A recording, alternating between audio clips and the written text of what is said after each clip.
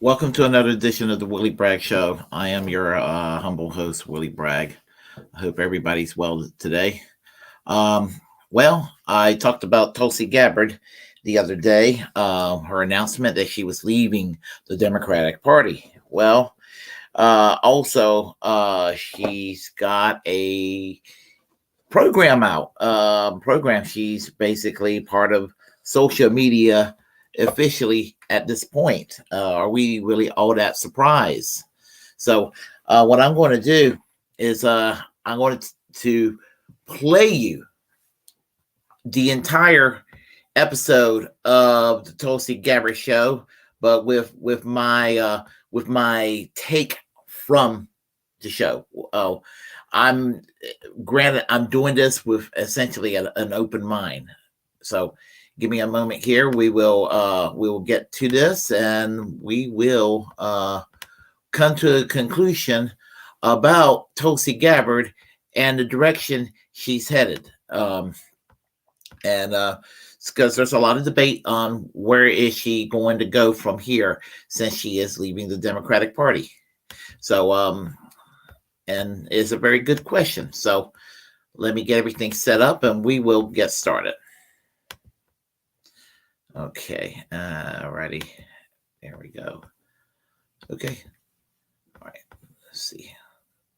All right, let's do this here. All right. Here we go. Aloha. Thank you so much for joining me today on the very first show that we're putting out. There's nothing more precious that we have to give to one another than time. And so I just want to let you know, I appreciate that you are taking some time out of your day to spend with me here on the Tulsi Gabbard Show. We got a lot to talk about today. We got a lot to talk about in the coming weeks. I will be sharing my perspective on a whole host of topics and issues, and I really look forward to sharing some interesting conversations with you, with people who I know very well as those who I may be meeting for the first time, but who have an interesting perspective on challenges we face, on opportunities that we have ahead of us. I think you'll like what we have to share.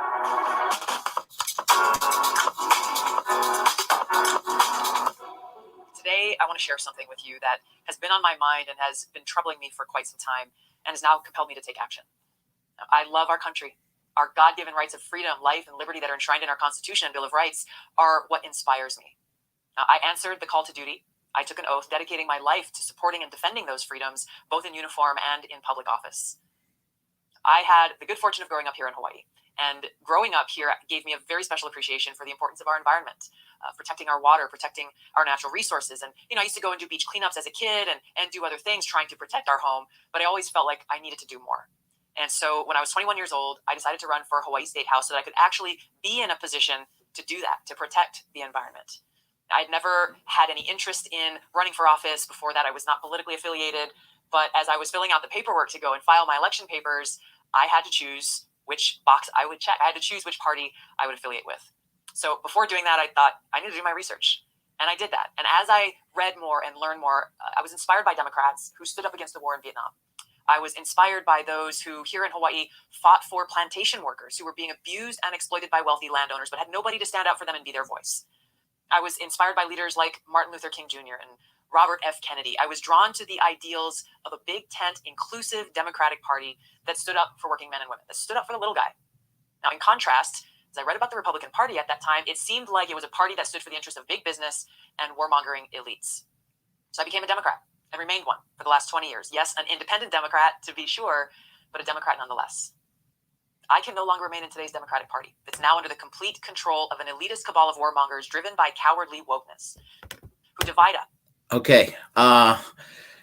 She's correct about the warmongering Democrats. The Democrats are warmongering today.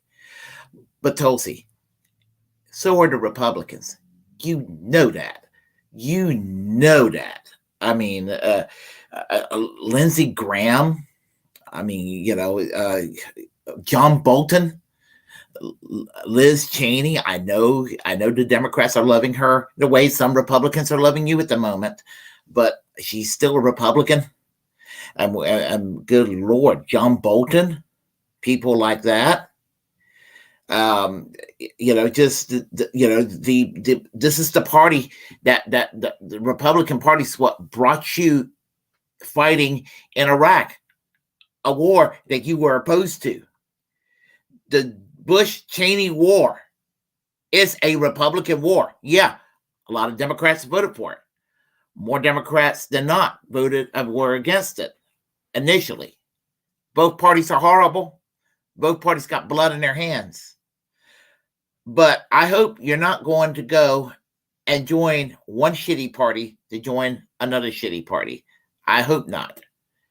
So, and elitists, they're both elitists. They both got elitists, okay? They're both they both are filled with elitists. Let's don't act like one is elitist and the other are folksy. There's nothing folksy about Mitch McConnell and company. I'll let you continue. Us by racializing every issue and stoking anti-white racism. Okay. There is something about identity politics that goes a little bit goofy at times with Democrats, but anti-white racism, really, Tulsi? Is that where you're going to go with this? And what about the racism that comes not necessarily out of every Republican, but a lot of Republicans, whether they're sincere about their racism or they use dog whistles. That goes without saying, doesn't get noticed. I think that's pretty much a problem. And any quote unquote anti-white racism is a response to some of the bullshit and dog whistles and actual racist policies that comes out of the Republican Party today. When it comes to the alt-right and it comes to, all this, people out there like the Marjorie Taylor Greens of the world and the people like that, they are very, very comfortable in the Republican Party, Tulsi. And you're a woman of color and you're not a Christian. And these people are self-proclaimed Christian nationalists, and they look at you with people like you with hatred, even though some of them are trying to suck up to you at the moment. Anyway, let's continue. Who actively work to undermine our God-given freedoms enshrined in our Constitution, and who are hostile to people of faith and spirituality. Okay. Most Democrats, like most Republicans, are they may not go to church every Sunday, whatever, you know, whatever, in that regard. But okay, you have a couple of loud atheists, okay, and they're going to more than likely vote Democrats. So what? They have a right to be atheists. And there is no attack on Christians, except maybe that some of the really fanatical ones who wants to go and attack gay people and to attack trans, that they don't, that their rights that they used to have to attack them are somewhat limited now more than it used to be, which I think is based. And let's see, what about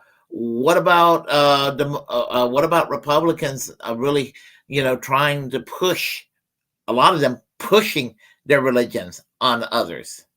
Again, if you really want to run for an office like a presidency as a Republican, the only way you're going to carry on far is you're going to have to probably join some kind of a church or something like that, because they're not going to accept you as a Hindu.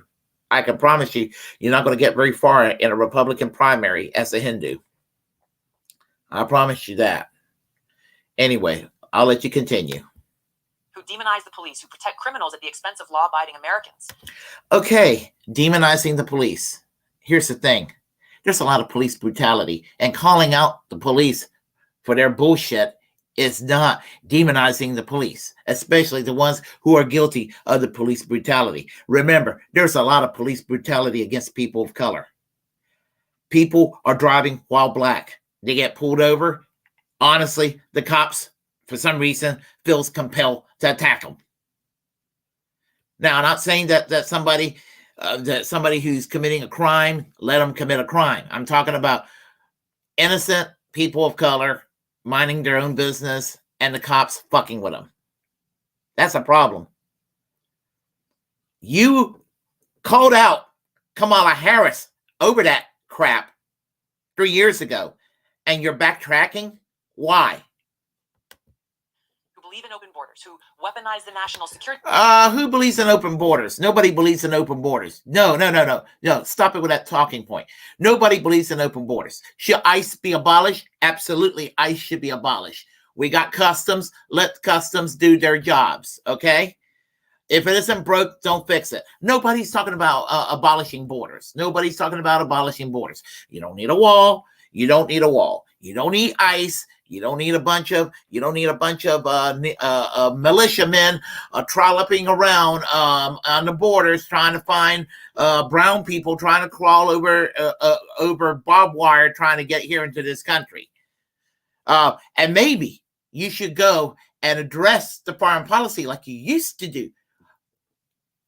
Our policy toward Latin America that causes people to cross the border illegally in the first place. Maybe that's what you have to do instead of trying to demonize those who are actually trying to come here into this country. Hostile to people of faith and spirituality. Who demonize the police, who protect criminals at the expense of law-abiding Americans. Who believe in open borders, who weaponize the national security state to go after their political opponents, and above all... the national security state. Remember who really beat up the national security state? It was George W. Bush. It was Dick Cheney. And Obama kept it going. Trump kept it going. And Biden kept it going. Let's don't act like Biden invented this shit. Listen, I am committed to the concept of let's go Brandon from the left. There's no dark Brandon with me. Let's go Brandon from the fucking left. But, here's the thing. The national security state, that's really a Republican creation, honestly. And as far as, the state, and I'm talking about the state level, you talk about someone like Governor DeSantis, who basically criminalized left-wing protests down in Florida. He's going to try that if he ever becomes president. and he will go and use that same national security state against people he politically disagree with. You can see the vengeful politics he uses down there. The Augusto Pinochet of Florida are dragging us ever closer to nuclear war. Now, these are some of the nuclear war. Now, a sweet spot. We're going to agree on the nuclear war part, I believe. Let's talk about this for a moment. Reasons I'm leaving the Democratic Party, and I'm going to talk a little bit more about them here with you today. But these are really important issues, and in the coming weeks, I hope you'll join me because I'm going to be going into each and every one of these in more depth. Now, the pro-war Democratic Party of today has led us to the brink of nuclear war. This party is led by warmongers who are firmly in the grips of the military-industrial complex and don't know or don't care about the cost of war or who pays the price. President Biden and Democratic Party elites have pushed us to the precipice of nuclear war, risking starting World War III and destroying the world as we know it. This is the most urgent existential threat that we face. I ran for president in 2020 because I knew that this is where we were headed. All the signs were there. I raised this issue every single day during the campaign. And yes, Tulsi, you sure did. And who was president when you were running for president? It was Donald Trump. He ripped the peace agreement between the US and Iran, which is going to make it more likely that Iran's going to get nuclear weapons in the next 5 to 10 years. You want to go and put a stop to Iran having nuclear weapons? Obama did what he needed to be done. Obama was a horrible president in many ways. Best thing he did was the Iran peace deal. And Donald Trump, like the jackass he was, to appease the secular neocons in the party and to appease the fucking evangelical Christians who wants Israel and Iran to toss nukes at each other, that's why he did it, to appease them. So, as far as the Democrats, they're edging on toward nuclear war. You're right about that. But there's a whole lot of Republicans who are doing the same thing. They're doing the same thing. There's a whole lot of Republicans that have voted for aid to the Ukraine, and there's a whole lot of Republicans that they're supporting the Biden policy in between Russia and the Ukraine. While you're correct largely about the bullshit that's going on with American posturing and NATO posturing in Russia between Ukraine and Russia, don't make it sound like one party is the warmongering party and one party is the dove party. Okay? If that's what you're trying to do, we're off to a rocky start. And on the national debate stage, for those of you who may have come to a town hall or who were watching, I'm sure you noticed. But the politicians and the media completely ignored it. They didn't care then, and they don't care now.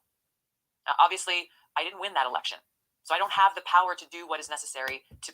Yeah, you didn't, and I actually believe this is why you're angry with the Democratic Party, and I don't blame you.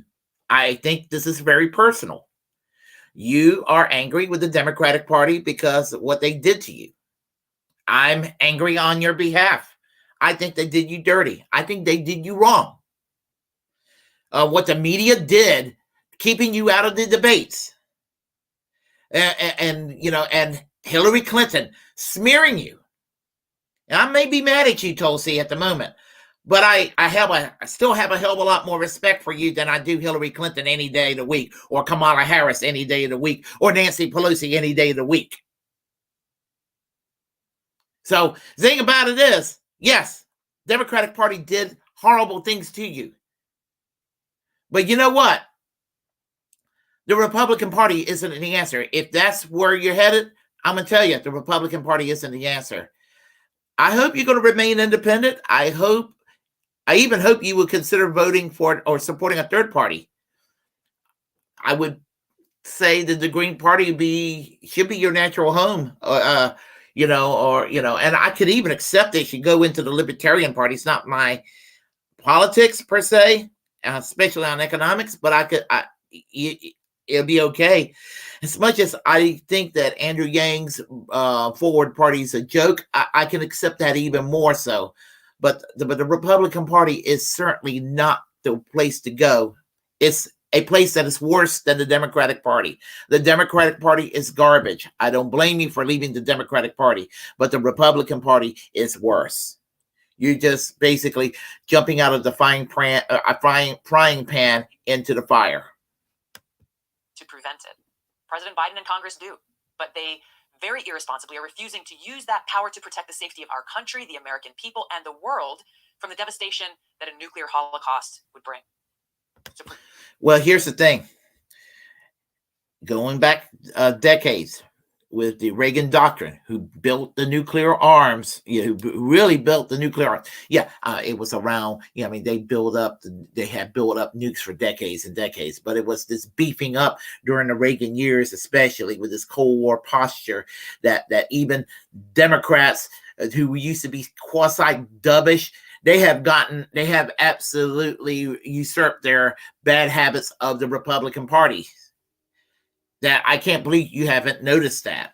I mean, maybe it's because you're a millennial, you haven't noticed that. And that's not an insult saying that. Maybe because you're a millennial, I'm Generation X. And maybe that's what it is. But I'm going to tell you, a lot of the things that you hate about the Democratic Party, the Republican Party's been a great teacher to them, okay?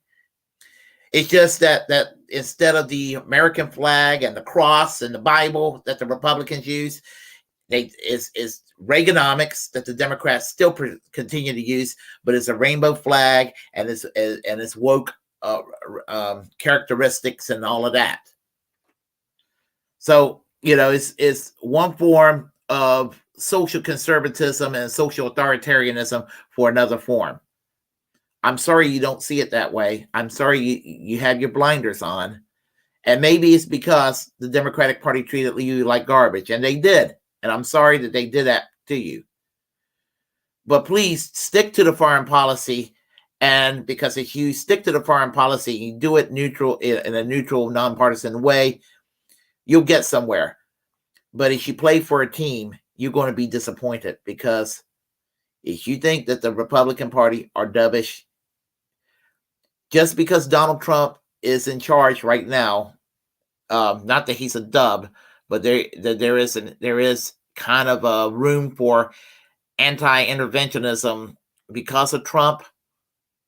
Trump is not going to be in there much longer. Trump will be out of the way, and Ron DeSantis will be in charge of the party. And once Ron DeSantis is in charge of the party, it's going to be back to the George W. Bush, Dick Cheney, John Bolton way of doing diplomacy. And you're going to look like a damn fool if you go into the Republican Party, unless you do a Dave Rubin and usurp their talking points. And if you do, I will have to lose respect for you forever if you do that. To protect our loved ones, to protect our children and our world, I'm calling on every one of you, every American, to join me in standing up to these cowardly politicians now. This may be our last chance to do so. Today's Democratic Party rejects the rule of law. What is that? The Republican Party rejects the rule of law. Look at the January 6th insurrectionists. They couldn't accept I know Joe Biden is garbage, but they couldn't accept the fact that he won the election. I would have preferred Bernie Sanders at that time to a Joe Biden, but the primaries they did him. They did what they did in the primaries, what they did to you in the primaries. But anyway, let's continue. What does that mean? The people's trust, our trust in the rule of law, is the foundation of our democracy. And by weaponizing the security state and federal law enforcement for their own partisan political ambitions, Democrat leaders are undermining the rule of law and turning our democracy into a banana republic. Okay. What about the people that were going to go and take over? I mean, the diet coup, the botched up insurrection, because they were going to go and deputize the 3%ers and some of these militia people, as if everybody was going to sit there and take orders from these folks, and try to change the outcome of the election and turn this country into a fascist state. I mean, that's what these insurrectionists were trying to do. I mean, it would have failed. Bolsonaro would be able to do that in Brazil because he's got backing from the military. The military hates Donald Trump, and they wouldn't put up with that for 5 seconds here in the United States. But anyway, Across the country, we see a lot of examples of this. We see Democrat politicians calling for defunding the police, demonizing the police. Oh, come on now. Come on now. There's no police department that has been eliminated, and it's not a zombie apocalypse in certain cities across the United States. Not one damn bit. You don't do that shit. That is blatantly false. I agree with one thing, that it was bad optics to use what was the term? Defund. There could have been reallocation of funds. There could have been a better terminology. I will go that far. But they're not sitting there and having total elimination of law enforcement, and it's being like, Mad Max and all that. Come on now. Stop it. That's not happening at all. Stop it. It's not happening at all. And enacting laws that favor criminals' rights over those of everyday Americans. Oh, you talking about criminal rights? Well, there's been a lot of criminals walking around free. Criminals that you used to think were criminals. People like Bush and Cheney. People like John Bolton. People that was in, people like Gene Haskell. All those folks. They're walking around free. You want to go do law and order? Arrest those fuckers. Those fuckers need to be arrested and put in prison for crimes against humanity. When you get back to talking about that again, we'll have a conversation in a civil way. We have so-called progressive DAs, district attorneys, that let violent criminals out of jail, refusing to charge them, even though many have been arrested 30, 40, or even 50 times. So is it any surprise, really, that crime and murder rates are rapidly increasing? That people don't feel safe walking down the street in their own neighborhoods? We have had a crime problem for decades. This is not something that we have had crime problems for decades that's been spiraling. This is nothing new under the sun. Okay? Safe allowing their kids to walk to school? Is it any surprise that firearm purchases for self-defense have skyrocketed over the last couple of years? It's always been skyrocketing. People love their guns. Now, under the Obama administration, the IRS was used to target conservative groups. Now, Biden. Yes. And people like Governor DeSantis in Florida targets the Disney Corporation, because Disney said we don't support the Don't Say Gay bill, and he goes to strip them of their municipality status. He goes around and use the anti-riot laws and enforce it selectively. In other words, people who are protesting against the government of Cuba and they block highways, they don't get to be called felons. They don't get arrested and all of that. But really, the law was designed for people like Antifa and Black Lives Matter and all the other people that people like Governor DeSantis doesn't like, and all these other state governors that in these red states that have similar laws. It was designed to go and target left-wing protests, peaceful or so-called problematic protesters. So really, it was to silence people. That's what it comes down to. And where are you talking? Where are your words about this? I'm hearing crickets. Biden's Department of Justice recently indicted 11 pro-life activists for organizing an event blockading an abortion clinic. That's what they were charged with. They didn't use physical force. They weren't dangerous. But 7 of those 11, they're facing 11 years in prison and fines of $250,000. Yes, and there are several states that have initiated anti-BDS laws, where you have to go and sign loyalty oaths to Israel, and if you don't, in certain areas, in certain situations, you get fined up to $250,000 and be put 20 years in prison. That is in the law. Where's your outrage on that one? I'm going to say that again. 7 of these pro-life protesters, we heard you, are facing 11 years in prison and fines of $250,000. The Biden Department of Justice and Department of Homeland Security have focused their newly formed domestic terror unit to target parents who are vocally standing in opposition to radical curriculums and explicit sexual content being taught to their kids in public schools. That's not true. That's not true. Farron Cousins basically shot holes on that lie. That is an absolute lie. That some of these parents were using bullying measures and threatening, and with the threats that they were being used, that was when the Justice Department came in. It was because some of these parents were using threats over curriculums that doesn't exist, and so-called sexual and gendered curriculums that's non-existent or grossly exaggerated. Biden administration is labeling these parents as terrorists just for showing. Well, as I just said, you go and threaten people. That's terrorism. As I said, up at school board meetings and demanding change. President Biden campaigned on a message of unity, healing the partisan divide, bringing the country together. I don't like Biden. I will say that till the cows come home. But Trump was not exactly a unifier.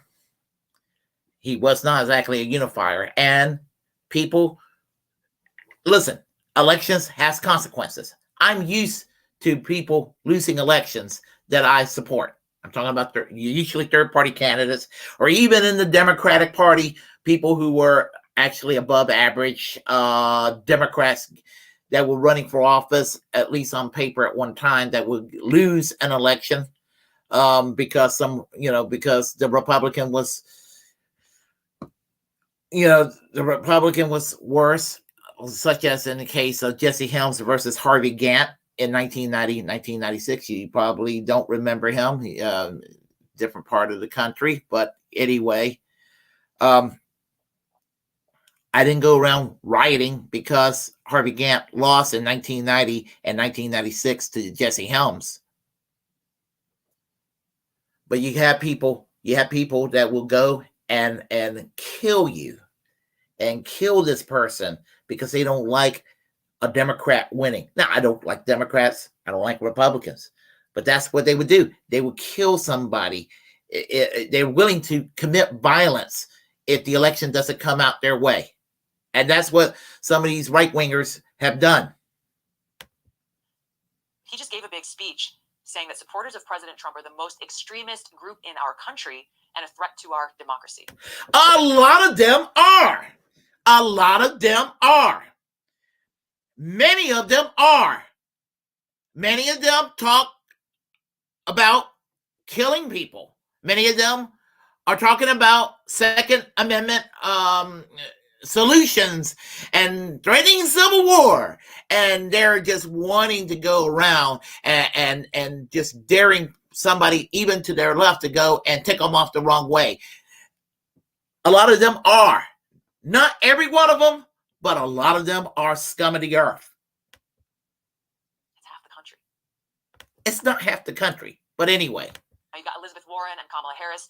They are proclaiming that the Supreme Court is illegitimate just because they disagree with its rulings. The Supreme Court is fucking illegitimate. It is fucking illegitimate because of what fucking Mitch McConnell did just before the 2016 election, saying, "Oh, well, we can't appoint a Supreme Court justice before in a presidential election. It's so close before the presidential election when Anthony Scalia died. But as soon as Ruth Bader Ginsburg died in September of 2020, he just rushed in to get that goddamn Amy Coney Barrett into the court, sworn in to the Supreme Court, had her confirmed real quick. It is a fucking illegitimate court right now. It is a rogue court right now. They're undermining the legitimacy of the Supreme Court. The court is undermining the legitimacy of our justice system with the two people that shouldn't be in the courts right now because of Mitch McConnell's partisanship.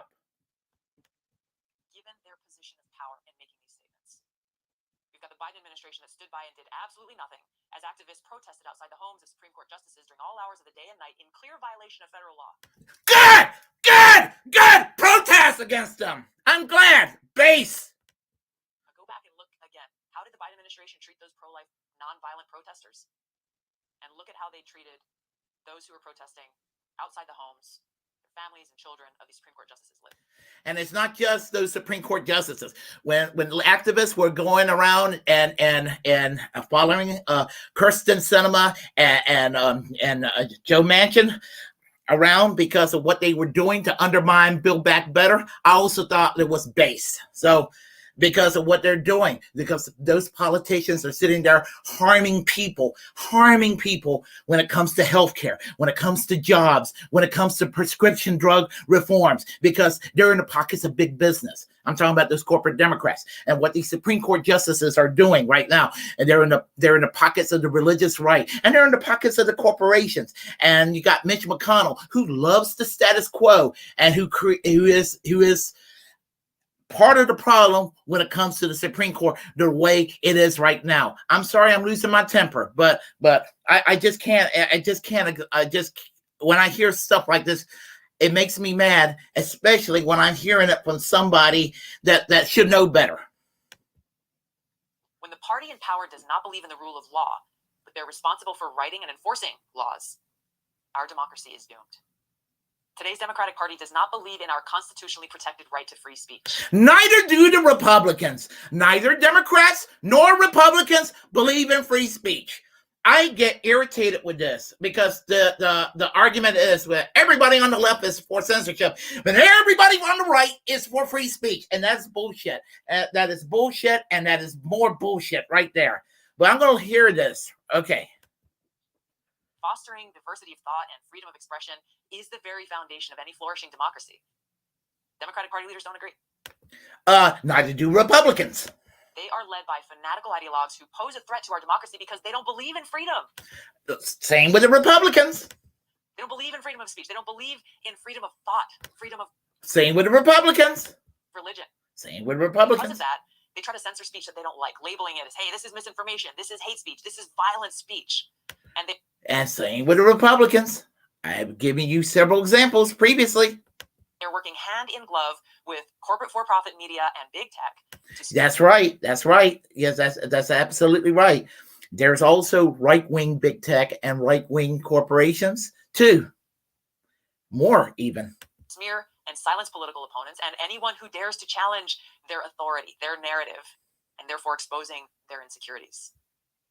Not too long ago, the Biden administration even tried launching their own Ministry of Truth with the objective of controlling what information we are allowed to read, hear, and say. They will determine what is misinformation, what is true, and what is not.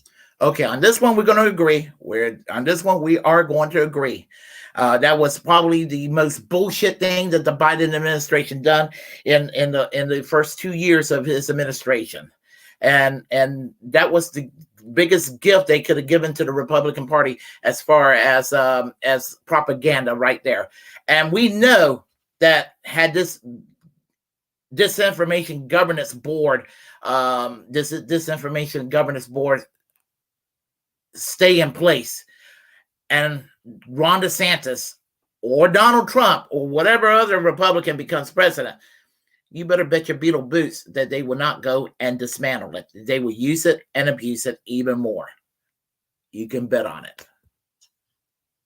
Now, their ideology is one of hate, divisiveness, rather than respect and love, aloha. Yeah.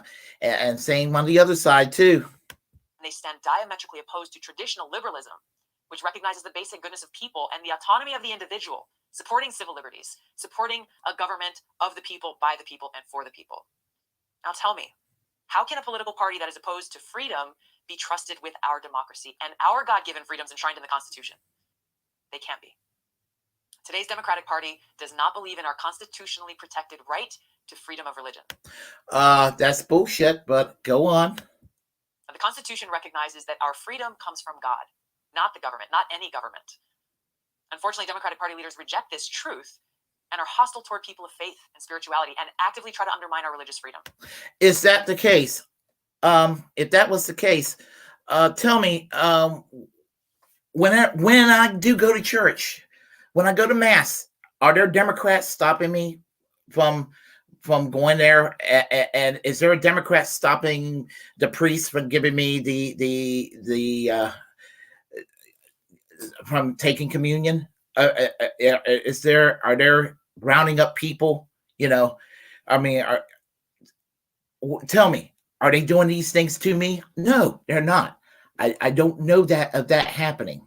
So I don't know anybody that's having doors being blocked in front of them on a Sunday morning anywhere.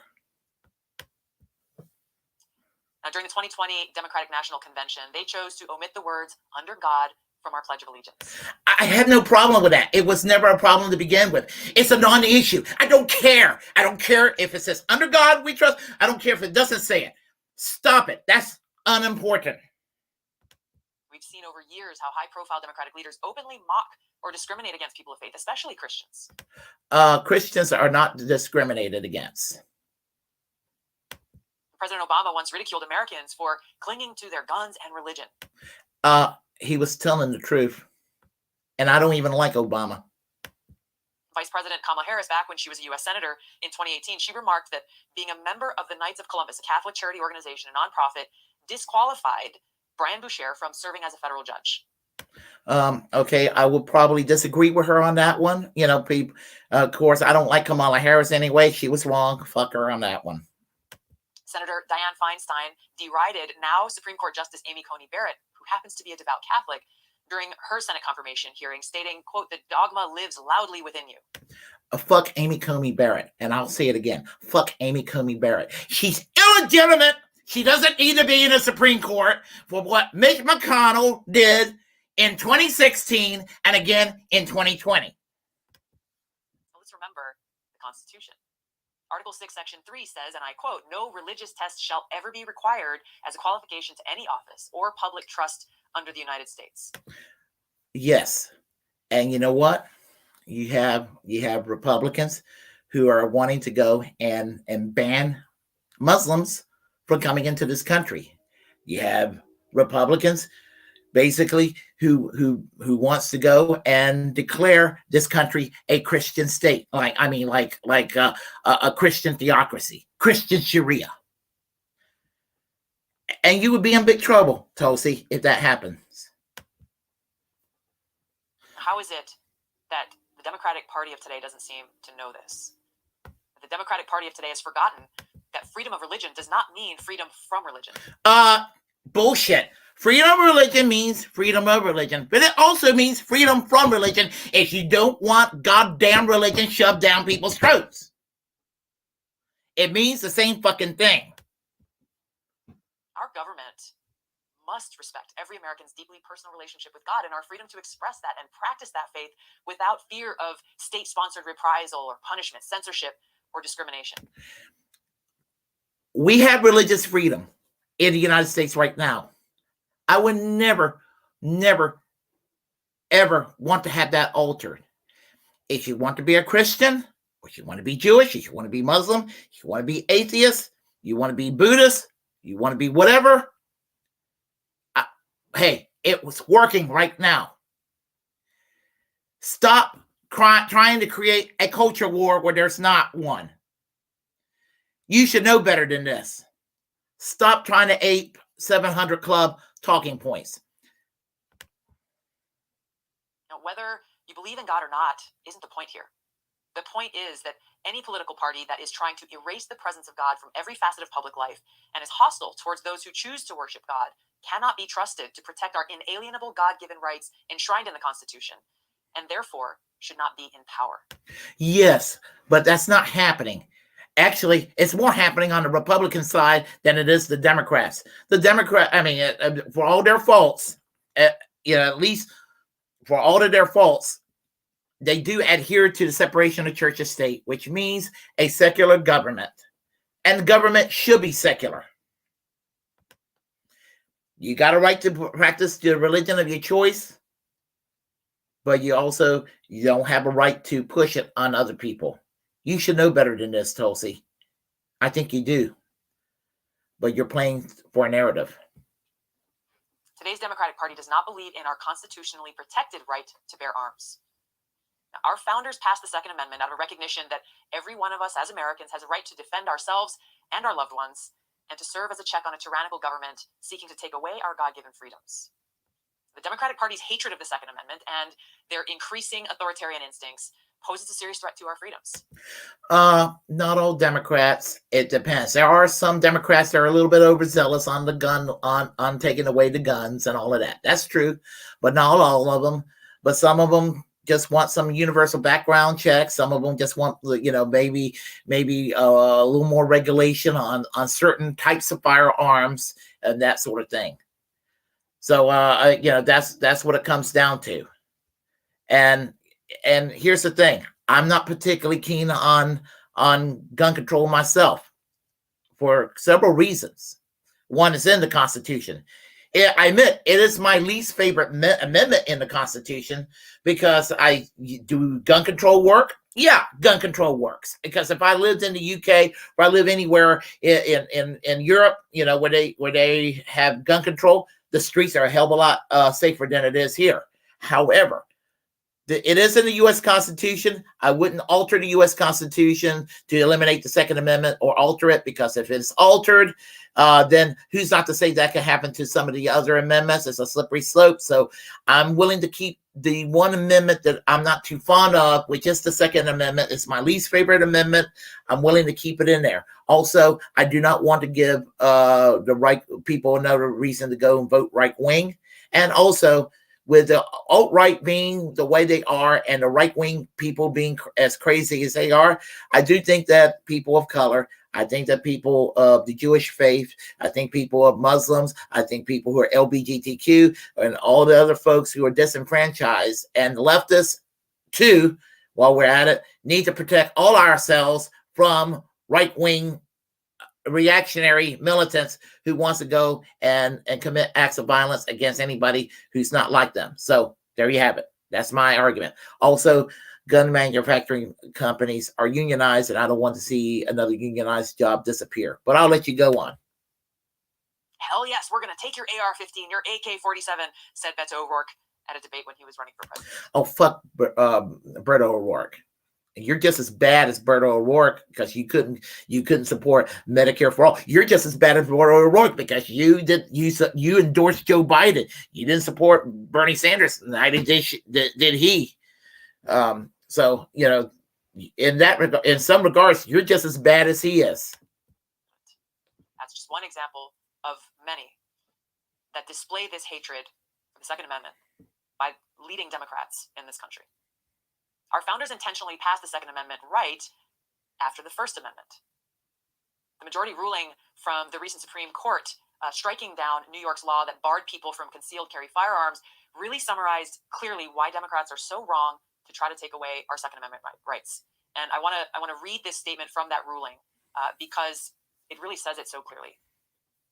Just as we do not need to seek a permit to stand on the street corner and exercise our right to free speech, we shouldn't have to seek permission for a law-abiding citizen to carry a firearm. You used to support gun control, by the way. You're grifting. We as a society don't get to pick and choose which of our rights in the Constitution are more worthy of protecting than another. End of quote. So protecting our freedom to defend ourselves and those we love, and protecting our rights and freedoms enshrined in the Constitution against a tyrannical power is exactly why we must ensure that our right to bear arms shall not be infringed. Today's Democratic Party is big brother undermining our civil liberties. Oh my God, so are the Republicans. In fact, the Republicans today, with the religious right and the social authoritarians, they wrote the book on it. The Democrats who are authoritarians today pretty much learned from the Republicans in that regard. But I'll let you go on. The Fourth Amendment of the Constitution ensures, quote, the right of the American people to be secure in their persons, houses, papers, and effects against unreasonable searches and seizures, end of quote. Democratic elite party leaders have had many opportunities to uphold our Fourth Amendment rights, to get rid of unconstitutional provisions of the Patriot Act that violate our civil liberties. And guess which administration pushed forward to the Patriot Act? I don't think that George W. Bush was a Democrat. I don't think that the Congress, the U.S. House of Representatives and the U.S. Senate in 2001, when the Twin Towers came down, I don't think that they were a Democratic majority. I think that when the Patriot Act passed it was pretty much a strong Republican majority, as I seem to remember. It was pretty much a Republican majority. It was a Republican executive, legislative, and judicial branch. So if nobody was willing to get rid of the Patriot Act in any of those branches of government, seemed like they were pretty much enabling it. When I was in Congress, I introduced legislation that would repeal the Patriot Act and address the dangerous secret FISA courts being used to undermine our civil liberties, especially those protected by the Fourth Amendment. You wouldn't be surprised. Yeah, and a lot of Republicans were opposing you for doing that too at the time. Surprised to know that Democratic Party leaders didn't move my bill forward, even allowing it for a vote. Because every time they've had the opportunity, they choose to side with the security state instead of siding with our liberty, our freedom. Yes, but you know what, Tulsi? During your years as a member of Congress, especially when the Republicans were in charge, especially when Donald Trump was president, did you push for that bill? Do you push for that bill to go and have the Patriot Act abolished? If you did, I believe you. Did the Republicans go and have it overturned? I don't think so. I don't think it happened. And we see a lot of examples of this, whether it's using the IRS to snoop into our bank accounts because we sent someone over $600 on Venmo or the Cash App, or supporting the corrupt system of civil asset forfeiture to seize property from law-abiding Americans. Oh, that civil assets forfeiture, that goes back decades, and that goes back to Jesse Helms here in North Carolina. He was the one that came up with that, where people were having their property taken away from them if they have as much as a marijuana cigarette on their property. I remember when that was going on. We've not even been charged with a crime. And if you're one of those people, good luck getting your money or your property back without suing the government. Or most recently, getting credit card companies to keep track of any and all firearm and ammunition related purchases. The Democratic Party stands over and over again with giving Big Brother more power and control over our lives. This stands diametrically opposed to our Constitution and the vision that our founders had for us. Today's Democratic Party racializes everything and blatantly foments anti-white racism. And the Republican Party do the same thing with anti-Black racism, anti-Hispanic racism, and all the other type of bigotries you can imagine, because that's what they do. The Democratic machine has betrayed Dr. Martin Luther King's dream, his dream of a nation where we are judged based on the content of our character rather than the color of our skin. And in their blind pursuit of power, Democrat leaders have reduced each of us as God's children to the color of our skin, using identity politics to tear us apart, all so they can win a few votes, also they can gain more political power. Yeah, and with your rhetoric about anti-white racism, aren't you using identity politics too? That's a form of identity politics. Democrats were completely silent in the face of Mayor Lori Lightfoot's blatant racist policy of only accepting interviews with reporters of color because she was struck with the, quote, overwhelming whiteness and maleness. Yeah, but the mayor is not an anti-white racist. She's married to a white woman. Modern-day segregation in schools is being promoted by racial profiteers like Robin DiAngelo and the corrupt, self-identified cultural Marxists who lead Black Lives Matter. Where's the Democrat? Marxists? You going there with the Marxists? And what's the matter with Black Lives Matter?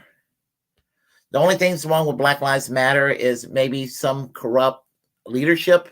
But, you know, other than that, I mean, every organization across the board, across the political spectrum, corporations, politicians, everything, you'll find corruption. And that's neither here nor there. Marxists? What Marxists? Why we're playing Cold War? I mean, I admit I'm a socialist, but I'm not even a Marxist myself. But what Marxism? Why are you going with that Marxist rhetoric? Democratic Party of today stand on that? Well, they embrace these people and their ideology and celebrate their racist agenda. They support programs that are teaching our kids in public schools that they are either the privileged or the victims, the oppressors or the oppressed, solely because of the color of their skin. Well, maybe because racism is actually a thing. It actually exists. And you're talking about teaching that, you know, this is the critical race theory. So in other words, don't teach about the past, in other words. And because, my God, oh no, you're going to be teaching about the thing about black people again and what they went through. If you were to say that about Jewish people, oh, there you go, teaching about the Holocaust that happened against the Jewish people. Oh no, there you go, talking about that again. You'd be called an anti-Semite. Well, you think about what the blacks went through, African Americans went through here in the United States and elsewhere around the world. But we're going to focus on the United States for a minute. Think about what they went through, being brought from Africa against their will, stretched across the ocean, sold into chattel slavery. And for 2 centuries, 3 centuries, about from 1600s all the way to the mid 1800s, being sold as slaves here in the United States. And a lot of them dying, a lot of them being raped, a lot of them being just treated in the most inhumane way. You compare that to what Hitler did in the short term of a few years against the Jewish people. Holocaust is a Holocaust. The blacks had their Holocaust too, over several centuries, compared to the Jewish people in around a decade. Still, it is all evil equally. But if we're going to say this, what happened to the Jewish people wasn't evil, which it was, it is also just as much an evil what happened to the African Americans. And we can't have a conversation about that. Come on now. Don't do this. Don't go that route. Please don't go that route. They have become the racists that they claim to hate. Oh, God, shut up. Oh, they become the racist. Oh, I hate that rhetoric. Yeah. Oh, you're the racist. I mean, when the right wing would throw it back at you, it's so it insults the intelligence. Anyway, today's Democratic Party is anti-woman. Really? There's no greater expression of hatred and hostility towards women than to erase the existence of women as a category of people. Really? Really? I believe that women are pretty much over half the population. I don't see how you can erase women. But anyway. Now, if you've been paying attention, the Democratic Party has always claimed to be the champions for women, to stand proudly for the passage and enactment of Title IX, making history, leveling the playing field for women and girls. But if you listen to them lately and you look at what they're doing, the Biden administration and today's Democratic Party are spitting in the face of these achievements by rejecting the objective truth and reality that women exist and are not just a construct in someone's mind. They can no longer even define what a woman is. And they're demanding that we replace words like mother with birthing person and place women at risk just to please biological men who claim to be women at any given moment. Oh, that's not happening. Stop it. Stop it. Stop it. That is not happening. That is not happening. They're taking away opportunities and futures from girls in sports by allowing transgender athletes who until recently identified as men and who clearly have a biological advantage of being a man to compete against women. Oh, shut the fuck up. Trans women have a right to, if you're going to have equality, you're going to have equality. And that means that trans women should have a right to engage in women's sports. Trans men have a right to engage in men's sports. And if you really want to go and make it an equal playing field, and you really want to do that, don't have a women's sports, don't have a men's sport, just have a sports. If you really want to go that far, you want to go that radical about it to settle the question. But otherwise, if you're going to go and do that kind of discrimination, then you are overtly discriminating. And you're treating the trans community like they're second-class citizens. Of course, I don't think you care. It sounds like you don't care about it. If you're still some kind of a liberal, sounds like you may be a fucking TERF, which I can't stand TERFs. And if you're turning conservative, just sounds like you're just turning into a right-wing ass. And I don't like right-wing asses. But anyway. Now, behind the scenes, behind the curtain, the Biden administration is quietly trying to change Title IX through a backdoor rule change that would actually remove women and biological sex from the Title IX statute. Now, if you remember, Title IX was passed specifically out of a recognition of the difference in the biological sex between men and women. And by recognizing that difference in the biological sex, providing opportunities and fairness and a level playing field for women and girls. The Biden administration's action now to take away women and biological sex from that definition of Title IX is absolutely taking away opportunities for millions of young girls and women across the country. So you're going to go and no. I can guarantee you that biological women are going to still be winning on these teams. Yeah, occasionally a trans woman's going to win. Okay? Is that such a terrible thing? Is that so terrible? Now, I mean, if some 300-pound male guy with a beard down to his stomach says, "I'm a woman right now," if he just made it, if he declared it, and yeah, no, don't put him on the team. Okay, I mean, we can agree with that.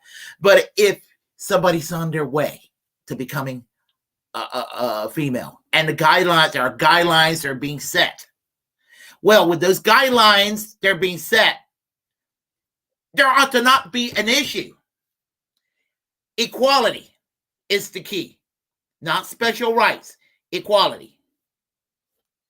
Now you're being instructed, Tulsi, to put up some of these really weird situations where somebody's going to have to ask a question and then be forced to take an answer, forced to ask a question where there's going to be an awkward answer.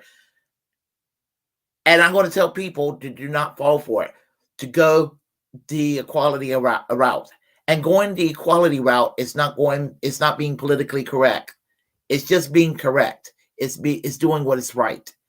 And equality is equality.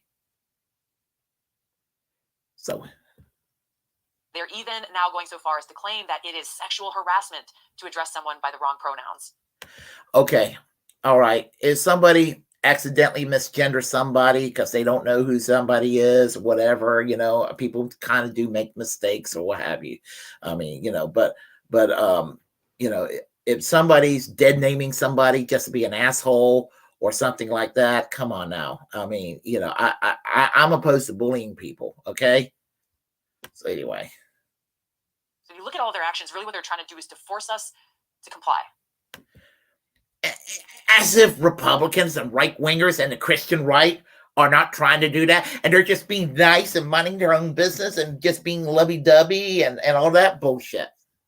They're trying to force us to comply with this literal insanity by trying to regulate our speech and thought.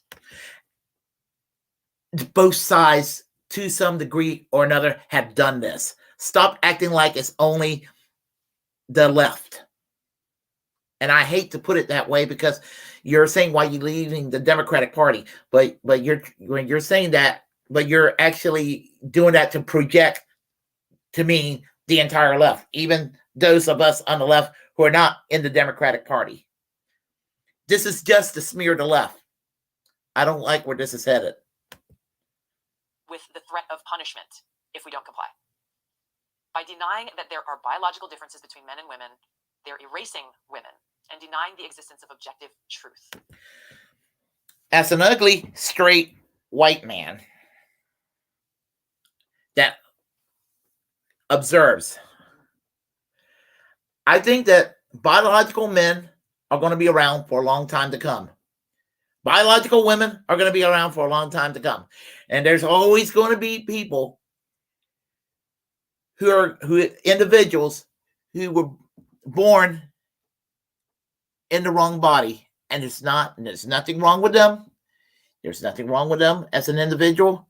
It was just something that happened in their life. It's just something that's happened that needs to be corrected, and they need to have their gender dysphoria taken care of. And for some, it requires surgery and to transition toward the gender that they would desire. That's not being politically correct. It's just adhering to human rights. You claim to be for human rights, Tulsi, but you're convincing me otherwise with this first episode. I was trying to be optimistic with this program. You just you made me more angry than I should even be. But anyway. This is really the bigger issue here. Because if one denies the existence of truth, then there are no boundaries. It's not the truth. There's no truth or falsehood into this at all. There are no limits in our society. And really what happens then is the truth becomes whatever those in power want it to be. And that's exactly what we are seeing happen in our society, in this country today. In other words, how dare trans people exist? Is that what you're saying? That's a shitty attitude. Today's Democratic Party is undermining families. Now, families are the bedrock of civilization. What's undermining families is capitalism. But anyway, I remember when you sort of quasi-question capitalism, quasi. But anyway, I'll let you continue. Today's Democratic Party does not recognize this truth and the importance of the central foundational role that families play in our society and civilization. Because they don't recognize this truth, they want to strip away the rights of parents to raise their kids, claiming, hey, we in the government know what's better for you and your children and your family better than you do. Like Governor Abbott in Texas, basically prosecuting fathers and mothers who parents that decide that if their child wants to transition, that they will go and prosecute and take the child away from the parents. You're talking about that? That's undermining the family. But of course, someone like a Governor Abbott would be okay with some father and mother beating the shit out of their kid for whatever reason, because that's family values right there. Former Democratic Governor of Virginia, Terry McAuliffe, said last year, Terry McAuliffe is a corporate Democrat. Fuck him. But anyway. No role for parents in determining a school's curriculum. Parents you don't get a say. Listen, my parents were school teachers, and they had to put up with a lot of bullshit from a lot of parents too. And a lot of parents don't know shit, and they act like they know more about how to teach than the teachers do. And it's usually over some bullshit. So in some areas, maybe Terry McAuliffe is not 100% incorrect on that one. But you're going to exaggerate his words. And I don't even like the motherfucker. But anyway. The largest teachers union in the country and one of the Democratic Party's biggest donors, the National Education Association, recently passed a resolution that endorses the teaching of critical race theory in classrooms across the country. We went over what this critical race theory thing is all about. And really, honestly, this is taught in the university level, especially in the law level. And again, we're talking about history. We're talking about history. We're talking about not forgetting things that's happened in the past.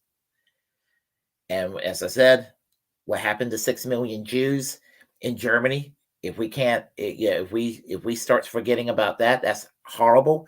And if we start forgetting about slavery, and we forget about apprehending people from across the ocean, to force them to be brought against their will across here to go and to be sold into chattel slavery, and to be used and abused, and in some cases rape and just killed if they are not compliant.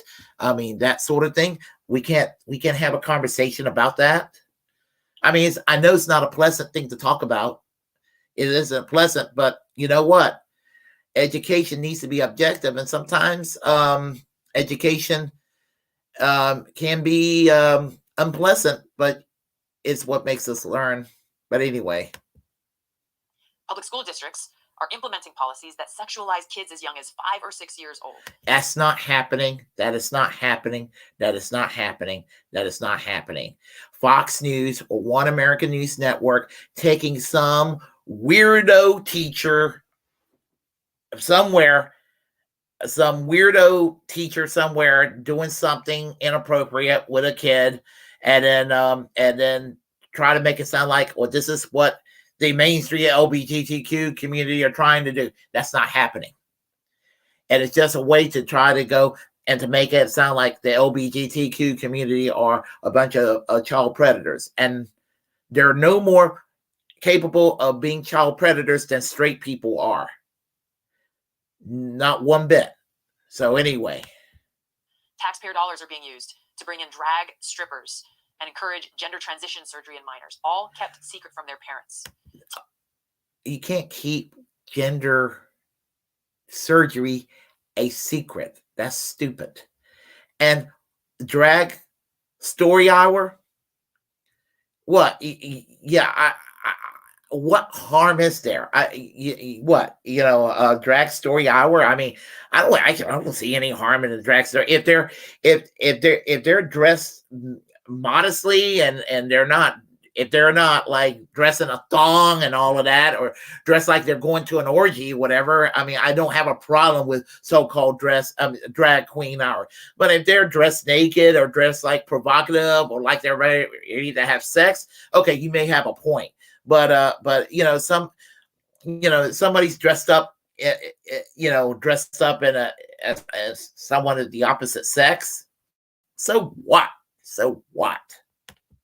Teachers not being allowed to talk to parents about what's going on with their children at school. We have the Department of Health and Human Services Secretary Rachel Levine saying young children should be empowered to get gender affirmation treatment, which often involves puberty blockers, chemical castration, and irreversible surgeries that cause long-term harm to kids. No, that's not what. Now the puberty blockers can be a reverse, and I think that there are some guidelines. And I think it has to be with parental consent and all of that. So, and again, I think there are strong guidelines that they're being put in there. And this is something that's so rare, but you're trying to go and take a mole and turn it into a fucking mountain. Now, here's the thing. If parents don't comply, the federal government threatens to bring in Child Protective Services, get them involved, and take your kids away. Not happening. Families are the foundation of civilization and our society. And today's Democratic Party's policies are very quickly eroding that foundation. Democrats and Republicans are both undermining the family with trade deals that outsource jobs, that destroy communities across the country. Look at what happened. They talk about the black family, what have you. What's undermined the black family is not welfare and all this sort of things. It was the deindustrialization that took place in the Midwest, that in places like Ohio and places like Illinois and Michigan, places like that, where factories are being closed down and all of that during that time period, and a lot of middle class jobs started to disappear. But not just black families, white families too. Families all together started to have hard times, because when you don't have a union living wage jobs, you run across hard times, and you want to go and keep the family emboldened and strong unions, living wage jobs is the best way to make this happen. But no, we got to go talk about culture war bullshit. Detriment of us all. I've said a lot of things here today. I've briefly outlined many of the serious challenges and problems that we're facing. And I'm going to be going into more depth on each of these because they deserve that time and attention as we go forward in the coming weeks. But as we end our show today, I don't want to leave you feeling hopeless. I'm hopeless that your loss, the Tulsi Gabbard I used to know and love, is gone. You fucking suck. Not in the good way that I had fantasies about over the years. But no, seriously, your program is horrible. Let's remember the vision that our founders had for this country, the ideals they set forth. I believe in a government that is of the people, by the people, and for the people. Unfortunately, today's Democratic Party does not. Instead, they stand for a government of, by, and for the powerful elite. So as we remember the ideals our founders laid out for us, let's draw inspiration from their hopes for us, their hopes for this country and our potential. And let's take action to bring about that change in our communities, in our states, and in this country, so that we truly have a government that is of, by, and for the people. So today, I'm calling on my fellow common sense, independent-minded Democrats to join me in taking action. Join me in leaving the Democratic Party. If you can no longer stomach the direction that this so-called woke Democratic Party ideologues are taking this country, I invite you to join me.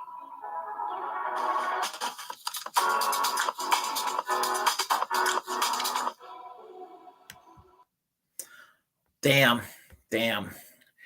I really am disappointed with her. I used to really respect her, and now she's trying to sound like now she's trying to sound like a Hindu Michelle Bachmann. What the fuck is this? You know. But anyway, here on the chat line we have Warren. Good morning. How are you, sir? How are you? Let's see. I haven't watched it yet. Says Dirtbag-Left us. Well, we're watching it together. We were watching it together, the first episode. And as I said, I was going to watch it just to see what it was like. So there you have it.